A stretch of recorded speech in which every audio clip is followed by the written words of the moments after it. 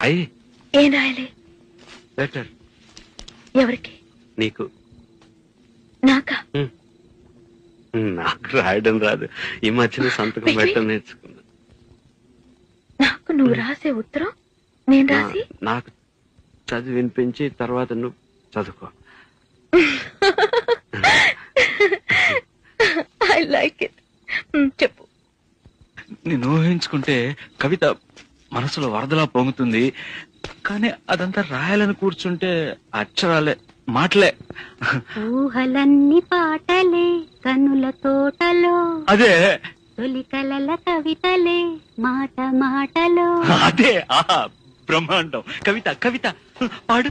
కమ్మని ఈ ప్రేమ లేఖనే రాసింది హృదయమే, ప్రియతమా నీ వచట కుశలమా నే నిచట కుశలం.